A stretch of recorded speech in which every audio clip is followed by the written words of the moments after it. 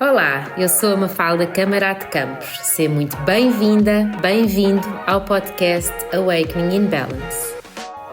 Acredito que para nos sentirmos mais conectados, equilibrados, plenos e felizes, temos de nos conhecer primeiro e temos de respeitar a nossa essência, a nossa verdade interior. Acredito também que todos temos o poder da escolha e que temos o poder de mudar a cada dia a nossa realidade. Vem comigo nesta aventura.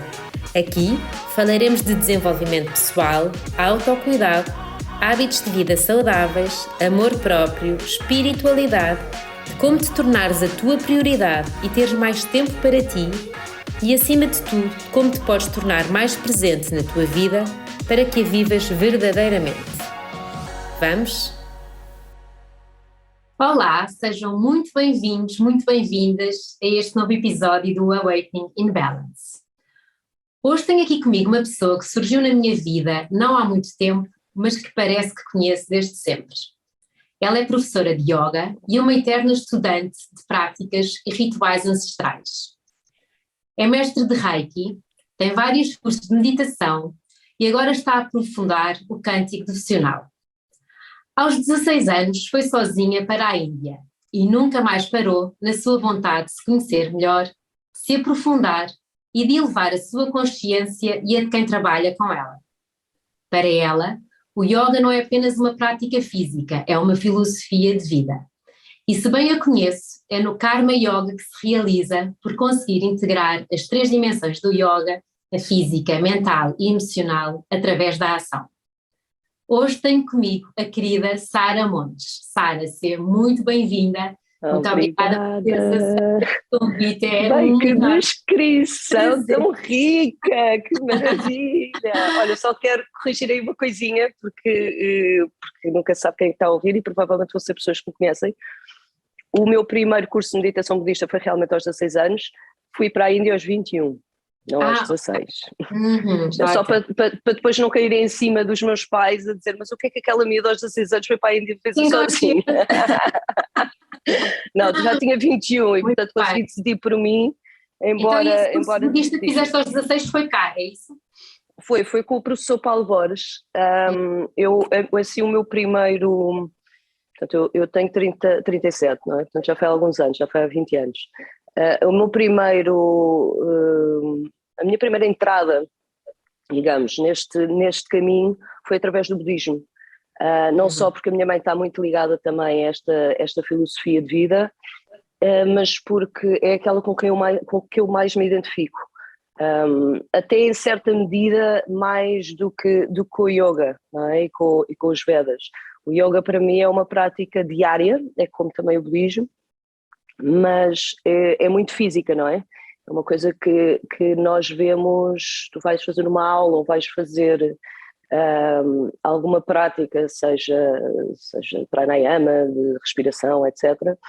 E nós sentimos logo os benefícios.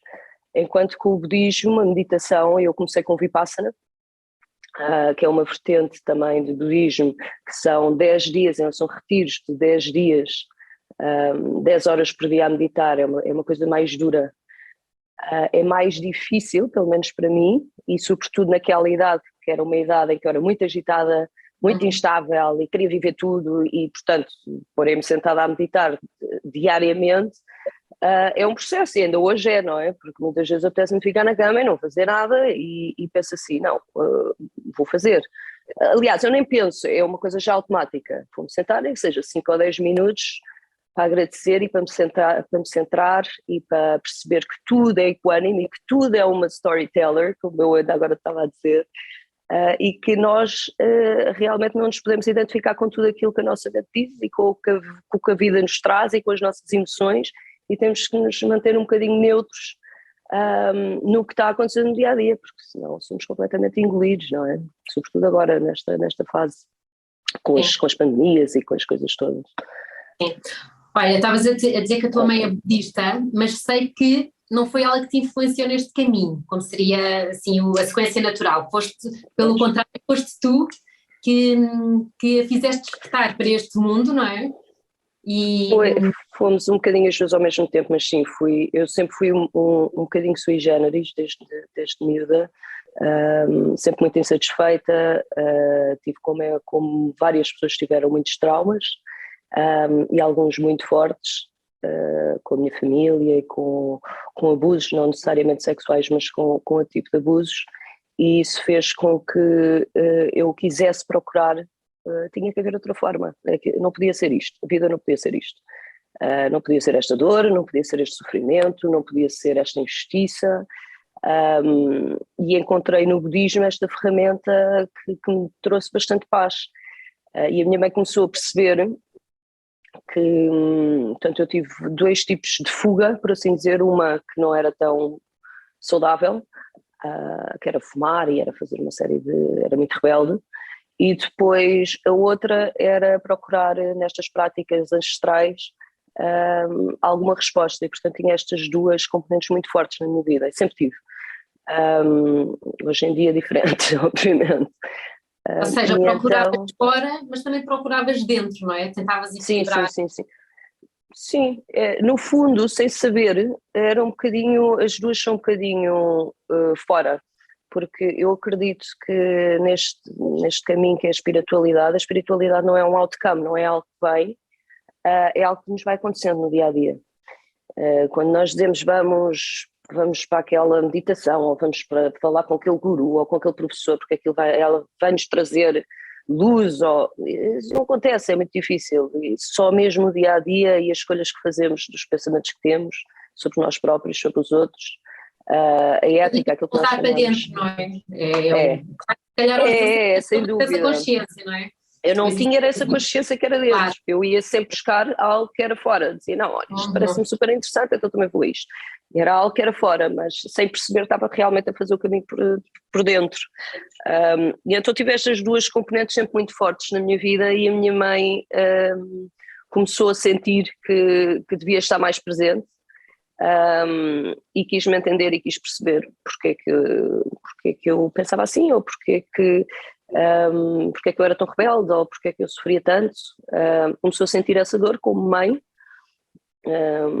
e a saber porquê, ela própria também a ter essa dor como mãe, a sentir que a filha estava a ter essa dor, e que também não podia provavelmente fazer nada, ou fez o melhor que pôde, e o melhor que pôde foi realmente acompanhar-me e fazer ela também um mergulho de alma para mudar, e somos as melhores amigas. E o meu pai também, mas a minha mãe é uma companheiraça, porque a primeira cerimónia, por exemplo, isto já há 11 anos, fizemos este mergulho de alma às duas, não é? Como mulheres, como companheiras, como filhas e mães, como guerreiras, como agentes de mudança, não só para a nossa família, mas para as pessoas que estão à nossa volta. E foi um caminho muito, e está a ser, é sempre um caminho profundo, duro, porque quanto mais consciência nós estamos, mais sensíveis também nós somos ao ambiente que está à nossa volta e àquilo que acontece, do bom e do mau. Mais responsabilidade tens, não é? Quanto mais e mais responsabilidade tens. Daí falaste do Karma Yoga, sim, que é o que mais me realiza, sem dúvida. Então, o Karma Yoga, eu estudei muito 4 ciências, eu sou muito ligada ao Ashtanga Yoga, que não como, hoje em dia, não tanto como a prática que se pratica aqui na Europa e no mundo, que é muito física. Portanto, a Ashtanga significa, Ashtanga são 8 passos, não é? São 8 limbs, que todos juntos significam uma coisa que é Raja, que é o caminho e a ciência da mente. Aqui em Portugal e entre as pessoas normalmente quando praticam a Ashtanga, praticam 2 ou 3 limbs ou 2 ou 3 passos, nomeadamente os asanas, que são as posturas, e geralmente tem uma sequência muito certa e muito fixa. O pranayama, que é a respiração, não é? O ujjayi, quando estás a fazer toda a prática, estás a inspirar e a expirar, e isso também é uma forma de controlares a tua respiração, desta forma que é o ujjayi. E eventualmente técnicas de Dhyana e Dharana, que é concentração e meditação. Na prática total da Ashtanga Yoga há outras componentes, não é? E a meditação e os últimos passos, que são a concentração, a meditação, o samadhi, que é a integração de todos os passos, e aquilo que nós chamamos de iluminação no dia a dia, que não tem lá estado de ser algo externo, mas pode ser um estado que vivas diariamente, que é difícil, não é? Sobretudo aqui na terceira dimensão, em que tudo é tão dual. É um resultado de outras práticas, não é? Nomeadamente yamas, niyamas, asanas e pranayamas. E os yamas e niyamas têm muito a ver com a tua conduta, com a tua ética. Não é? Não vale a pena fazeres a Ashtanga Yoga ou fazeres outra prática de yoga se, no fundo, o senso de yoga, que significa união a todos os seres, à natureza, a todas as pessoas, não está presente na tua vida. E o que acontece muitas vezes é falta essa componente, e então é tudo muito físico e as pessoas acabam por ser mais competitivas, porque o asana e a prática em si liberta muitas toxinas, ao mesmo tempo que nos limpa, traz-nos também um sentido de ego, que às vezes pode se tornar um ego espiritual, e é um tricky, é assim é uma rasteira que a mente nos está a fazer, não é? E isso às vezes acontece muito, que as pessoas vão praticando e de repente sentem-se quase como se fossem especiais, e há ali uma energia e uma aura que faz com que a pessoa se eleve quase em relação aos outros, e não deve ser assim. Claro. Não é? Pronto, isso acontece algumas vezes, então os yamas e os niyamas são muito importantes. O Karma Yoga está ligado porque este Bhagavad Gita, que é um bocadinho como se fosse a Bíblia do Yoga, sugere que existem 3 caminhos para atingir realmente esta unificação do Yoga, que é o Yoga. Então, a primeira é Raja, a segunda é Bhakti, e Bhakti tem muito a ver com a devoção que nós temos, está muito ligado aos kirtans, à música, ao som. Quando nós estamos devotos a algo, seja a que Deus for, há ali um sentimento quase de entrega, há uma entrega total, que vai muito para além daquilo que é o corpo físico, não é? E a terceira dimensão. Então nós conseguimos atingir esse estado também com Bhakti, que é muito essa coisa do devocional que estavas a dizer, que eu agora estou a aprender, que é fantástico. Eu sempre gostei muito de mantras e adoro cantar, e agora estou muito a levar muito para esta parte profissional. Depois tens o Jnana Yoga, e o Jnana Yoga é o caminho do conhecimento, é a ciência do conhecimento, e é a habilidade que nós temos de estudarmos e sermos muito curiosos, como tu és, de ires vendo, vais e gostas de perceber, e termos a capacidade de aprendermos isso, mas também de largarmos isso, que é muito difícil, por isso é que é o caminho da sabedoria. Porque à medida que nós vamos lendo, nós vamos colocando a informação na nossa mente, na nossa experiência de vida. E quando chegamos a um ponto em que nos afastamos de tudo aquilo que nós sabemos para podermos estar com mente de beginner e de iniciado, em que, como se não souberes, desapegamos-nos de tudo aquilo, é um estado muito... é um estado iluminado, como se diz, não é? Que é um estado de permanência de equanimidade. É perceber que é tudo uma diz. percepção, não é? E é desapegar-nos disso. Desapegar de tudo, não é? Nós fazemos isso às vezes nas aulas, a meditação, que se diz Jhana Meditation, que é conseguirmos observar todos os nossos pensamentos e observarmos tudo na vida e tudo o que está a acontecer, desde os nossos sentidos, afastarmos-nos e observarmos, entrarmos naquele caminho sagrado, naquele sacred space. Quando entramos aí, e geralmente é uma coisa muito rápida, isso é Jnana Yoga Meditation, e no nosso dia-a-dia isso pode ser aplicado quando estamos a falar com alguém, a pessoa está a falar e nós já sabemos o que ela está a dizer.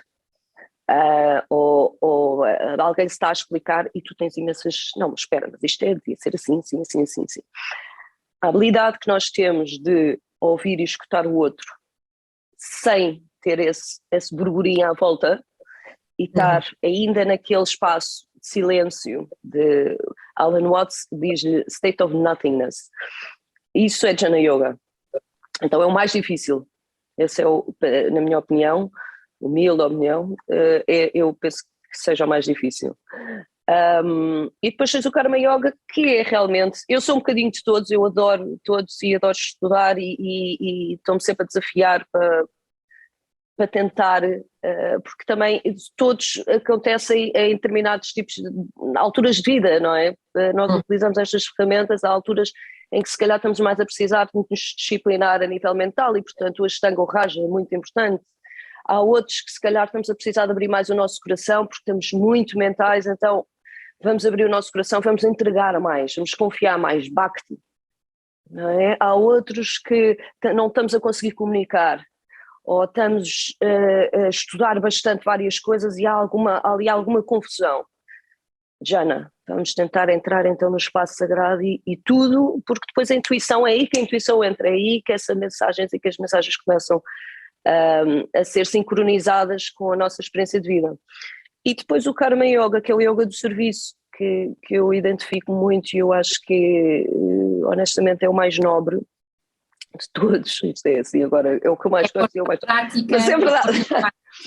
Que é um bocadinho o que a Madre Teresa de Calcutá fez, que era uma yoga, era uma Karma Yogi, e claro que não é preciso irmos para Calcutá ou irmos para a Índia ou estarmos ligados a nenhuma fundação ou associação, mas é servir e ser a ferramenta do divino e daquele no nosso maior estado de bondade e de pureza e de compaixão e de carinho que nós temos pelos outros, uns pelos outros, e eu acho que realmente é o mais nobre e está ligado ao Yamas e Niyamas que eu falei há bocadinho, tem a ver com a ética, tem a ver com os teus valores, e aqui agora neste contexto moderno tem muito a ver com acionares trabalho, o teu trabalho como algo que tenha impacto positivo para a comunidade, e eu acho que é isso que a Gaia Merchants faz há 7 anos.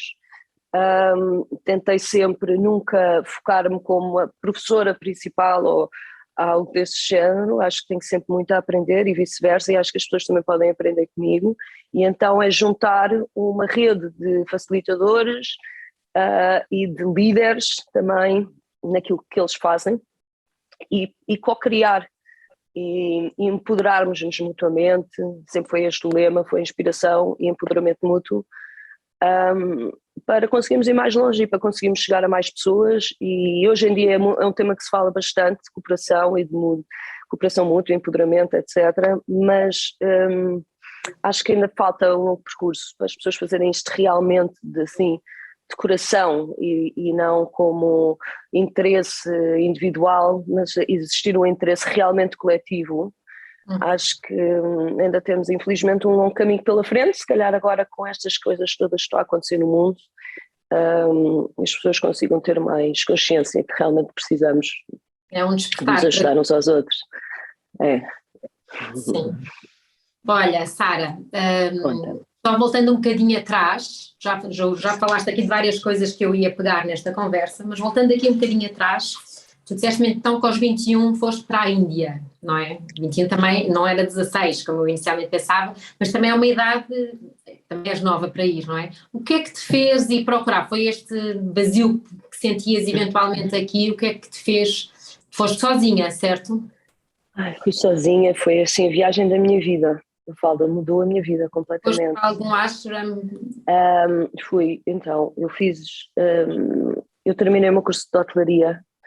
O meu sonho sempre foi criar uma comunidade, ou criar, mas não uma coisa hippie, mas uma coisa que realmente tivesse, não que os hippies não tenham, eu sou uma hippie de coração, mas algo que conseguisse criar impacto numa sociedade um bocadinho mais urbana e tecnológica até, e tentar com algumas pessoas criar algo que pudesse, um laboratório de experiências, como eu costumo dizer. E andava um bocadinho, isto há 20 anos atrás, não se falava muito nisto, sobretudo no meu meio, e era um meio era um meio um bocadinho elitista, que era um meio um bocadinho materialista, capitalista, e então não se falava nisto. E eu andava insatisfeita, já com o vazio que trazia dentro de mim, ainda o buraco aumentou. E o meu pai ofereceu-me, terminei o meu curso de hotelaria, o meu pai ofereceu-me uma carrinha, um carro, e eu, passado 2 ou 3 meses, pensei assim, eu preciso estar em silêncio, e inscrevi-me num Vipassana. Não fazia ideia o que era um Vipassana, atenção. Eu, quando fiz aos 16 anos, foi uma introdução ao Vipassana pelo professor Paulo Borges, que era um curso de meditação budista, chamavam ele, e era uma introdução ao Vipassana. O verdadeiro Vipassana eu fiz aqui, em Monchique, no centro de Karuna, e aconteceram-me assim, tive ali situações inéditas que me fizeram vender o carro e ir para a Índia. Claro, o meu pai sem falar comigo durante 2 ou 3 meses, a minha mãe, por um lado orgulhosa, por outro cheia de medo, não é? Acabei por ficar quase 9 meses. A Índia realmente transforma-nos. Eu fui para Auroville, estive a viver em Auroville. Auroville é o maior, ou o primeiro e o maior centro sustentável do mundo. Portanto, para teres uma ideia, há uma cozinha, uma solar kitchen, cozinha solar, para 50 mil pessoas. O Rudolf Steiner, que é o pioneiro da educação Waldorf, foi um dos pioneiros também em Auroville. Aquilo era dirigido por Sri Aurobindo e pela mãe, que é o pai do Yoga Integral, e tem toda a parte de spirulinas, estas coisas todas que nós ouvimos vem de lá. E então era uma cidade do futuro, construída nos anos 60, que vale a pena verem, porque é realmente, ainda hoje a forma como é feita, e a arquitetura é inacreditável. As primeiras casas modulares foram lá e, portanto, era tudo aquilo que eu imaginava, mas num ponto assim enorme. E fui para lá e claro que fiz lá o meu primeiro curso de Hatha Yoga, há 20 anos, foi em 2008, o curso de formação de professores. Ainda eu na altura pensava ser professora. Aliás, eu nunca pensei ser professora, eu pensei sempre, aconteceu.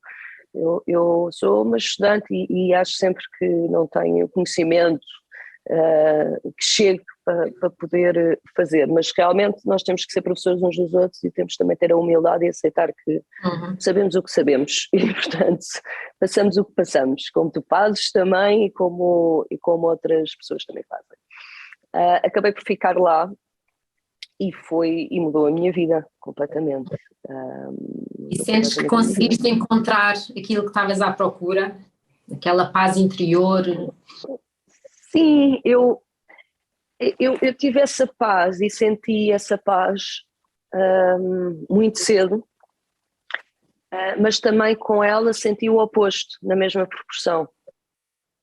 E então eu acho que a minha grande questão foi essa. E eu hoje em dia percebo isso. Claro que hoje sou uma pessoa que tem paz e estou de consciência tranquila. Na altura não era, porque não percebia o que é que estava a acontecer. Não percebia como é que podia ser tão completa e sentir tanta luz e tanta paz dentro de mim e tanto amor, e como é que ao mesmo tempo conseguia sentir também a tristeza, também o vazio, também a darkness, a sombra, e então estes extremos sempre foram muito presentes na minha vida. Lá foi mais claro tudo isso. Lá o que me aconteceu na Índia foi... senti que foi quando eu comecei a perceber mesmo que nós não vamos conseguir perceber. Essa dualidade que é a busca, não é? Que nós almejamos, é algo que a nossa mente não vai nunca conceber a grandiosidade daquilo que é o universo e daquilo que é o segredo da vida. É muito difícil. Nós podemos ter assim umas mensagens ou umas ideias, não é? Que são muito nossas, muito próprias, mas a verdade é algo muito volátil e é algo que depende da percepção de cada um. E eu percebi isso na Índia, e na Índia entreguei-me completamente. Foi a primeira grande entrega. É Mother India, costuma-se dizer que a mãe chama-se Mother India porque nós lá não conseguimos controlar nada. Lá o trânsito é um caos, o que tu achas que vais fazer num dia acontece a seguir. Agora já começa a acontecer também muito em Portugal, mas lá então é assim, é caótico. Então não tens outra hipótese, ou sofres com aquilo tudo e achas aquilo tudo horrível e como é que é possível, ou então entregas o teu coração e dizes assim, rendes-te, Mother India. E quando isso acontece, a mãe carrega-te. Começas então a fluir mais, não é? Sim. A mãe carrega até, começas a fluir. Eu costumo dizer que a mãe é a mãe natureza, é o que acontece com a vida, não é? É o planeta, é Gaia, é o espírito, por isso é que eu tenho a empresa Gaia, que é o espírito da Terra, carrega-nos. Nós não precisamos de controlar tudo, a nossa pequena mente. Sim. Olha, depois foste para Timor. O que é que te levou para Timor? Eu sei que foste trabalhar na área, supostamente tiraste o curso, não é? Hotelaria. Sim. Bom, Timor também foi assim. Lá, Tu realmente foste buscar assim as duas, é espetacular. Timor foi aos 28 anos, foi no meu retorno de Saturno, para quem estiver a ouvir e souber o que é astrologia, sabe bem que é assim uma chamada, é um momento da nossa vida de maior responsabilidade e de grande transformação. Eu na altura estava no Brasil, tinha terminado com um namorado que adorava, mas que era uma relação muito tóxica, e no Brasil trabalhava muito a fazer festas e a fazer uma série de coisas, então lá está, o oposto, não é? Chega a Portugal e o meu pai senta-se comigo, o meu pai senta-se comigo e tentamos perceber o que é que se está a passar na minha vida e o que é que eu quero da vida, não é? Então eu tinha duas hipóteses. Uma delas que foi uma fundação que se chama, não é a Make-A-Wish, é outra, bom, não interessa, uma que trabalha com crianças para fazer desejos, etc. Eu tinha tido o convite para trabalhar com eles, e outro era ir falar com, na altura, o meu tio João Deus Ramos, que já partiu, na Fundação Oriente, e com o Dr. Carlos Manjardino, e ajudá-los num projeto que eles tinham em Timor-Leste. Isto, meu pai, eu pensei assim, Timor-Leste, eu nem sabia muito bem onde é que era Timor, confesso. 20 mil quilómetros de distância, de longe daquele namorado que eu tinha. Vou já, arranquei para Timor. Aliás, estive primeiro a falar com eles, não é, na fundação. Eu tinha experiência em hotelaria de luxo, estive a fazer a postura dos oitavos, tinha estado a fazer aqui também a trabalhar noutros hotéis, sempre um bocadinho infeliz, confesso, mas muito agradecida pela oportunidade sempre. E então pensei em Timor, junta um bocadinho dos dois, porque realmente os timorenses, eu ia estar a dar formação a 120 timorenses no hotel, dentro da Fundação Oriente, e ia estar a trabalhar em hotelaria, que era uma coisa que eu gostava e que sempre tive jeito para fazer. Isto pode ser interessante. E então acabei por me envolver demais ou muito com os timorenses e com o Timor é a nova geração do mundo, não é? É um dos últimos países a ser formado no mundo e por isso há uma esperança muito grande que uma sociedade melhor se possa criar. E por isso eu acabei por me envolver nessa ideologia. Comecei a trabalhar muito com os rotários, a aproveitar o meu status, porque o hotel eu é que organizava os eventos da CPLP, com os chefes de Estado de todo o mundo, portanto eu lidei com pessoas que têm muito poder, e então aproveitei isso para criar alguns movimentos mais pequenos na comunidade local. Então era a Manassara para aqui e para ali, que eles me tratavam a Manassara, e acabei por ficar muito envolvida nisto. Conheci o Xanana, o João, e outras pessoas que foram muito importantes também no meu caminho, o Gil Pereira, etc., que me chamaram um dia ao governo. Eu já ia terminar esses 2 anos que tinha estado no hotel, e perguntaram-me se eu não queria trabalhar com eles.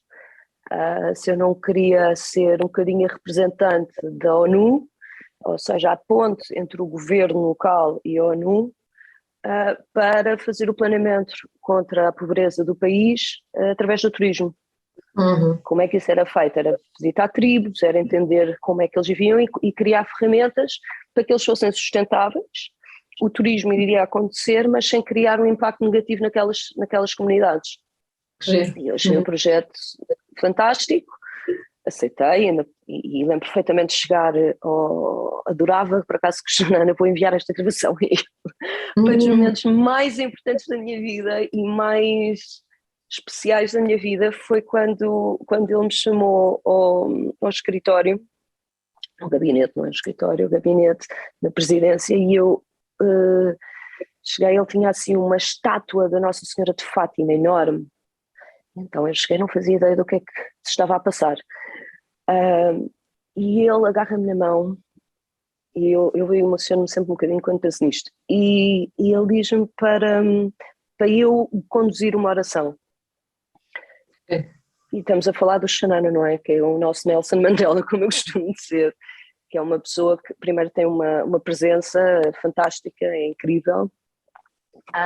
E então eu começo a tremer, não é? A dizer um Pai Nosso, que já não recitava um Pai Nosso, não sei quanto tempo, a tremer, e ele, então agora pede o teu desejo, agradece e pede o teu desejo. Por isso é que eu nas minhas aulas não fala, não só por isso, mas em grande parte, quando começa a aula agradeço sempre. Foi ele que me passou esta questão do agradecer, porque eu senti ali uma energia inacreditável e muito especial. E então eu lido esta oração e sento, ele diz assim: Sara, eu tenho muita curiosidade em conhecer-te e perceber qual é a tua história de vida. O que tu estás aqui a fazer? Eu estou ali 2 horas, pernas cruzadas, como estou a falar contigo, a falar das minhas experiências na Índia, a falar da minha experiência em Portugal, de mim, e foi quando ele me fez o convite e eu era irrecusável, tive que ficar, naturalmente. Não foi fácil trabalhar, não foi nada fácil trabalhar na altura com o Ministro do Turismo, que lá estava, foi difícil, não foi fácil, e muito que ele me esteja a ouvir, nós sabemos disso os dois, mas... Porque às vezes a teoria é uma coisa, mas depois pôr na prática é outra, não é? O projeto pode ser muito... Pôr na prática é outra, e estamos a falar de um país que venceu pela resistência, não é? E por isso é uma mentalidade diferente de uma portuguesa ou de uma pessoa que vem da Europa, a experiência é diferente. Eu lembro de chegar ao hotel e às vezes falarem comigo e eu tive que me segurar muitas vezes para não chorar, porque todos tinham visto ou a mãe, ou o filho, ou o avô a ser decapitado, a ser morto, a ser exilado, e é outra realidade, não é? Eu lembro-me que os primeiros 15 dias, quando cheguei ao hotel, ia para o quarto e chorava a noite toda e ligava, nem ligava aos meus pais, ligava de vez em quando à minha mãe, a pensar o que é que eu estou aqui a fazer, porque foi uma chapada de realidade. A menina que vivia em Cascais, que ia para a Índia quando queria, que ia para Bali, que fazia yoga, que fazia surf, que tinha uma vida muito privilegiada, de repente estava a ver que havia outra moeda da realidade. Mas a ver mesmo e a experienciar-se, não era a saber, era realmente a viver. Longe, não é? Sim. E isso foi, ao mesmo tempo que foi assim, uma onda de emoções muito grande, foi um sentido de responsabilidade que ficou presente na minha vida. Até hoje, eu muitas vezes ainda me pergunto, eu cheguei há 3 anos a Portugal, quase 4, e muitas vezes questiono-me se realmente é aqui que eu tenho que estar. Não é não é porque realmente há situações e há realidades que são muito mais necessárias às vezes o nosso apoio do que aqui. Só que eu agora já tenho uma missão que vai ser fazer as formações que eu quero fazer. Já vamos falar disso. Vá, então conduz-me, guia-me, tu hoje aqui. Olha, eu sei que em Timor, quando estavas lá, escreveste um livro, Os 365 Passos para o Coração. Como é que essa ideia surgiu? Sempre tiveste o objetivo de escrever um livro? Como é que surgiu? Não, nada.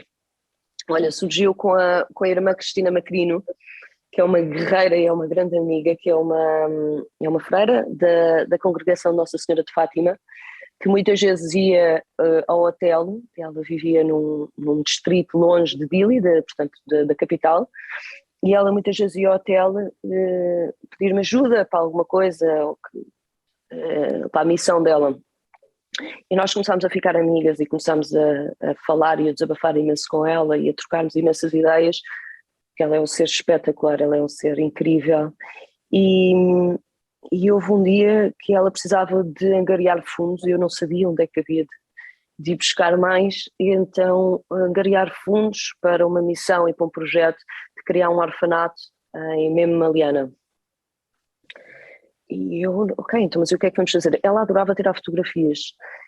E então surgiu-me, disse assim, olha, criarmos um livro com fotografias, vou tentar falar com o Xanana, foi o Xanana que patrocinou o livro, e nós vendemos não só para a CPLP, enviamos para alguns foram para todos os países da CPLP, os chefes de Estado. Quem lançou o nosso livro até foi na altura o presidente aqui em Portugal, o presidente que era Passos Coelho, e então o primeiro-ministro, e então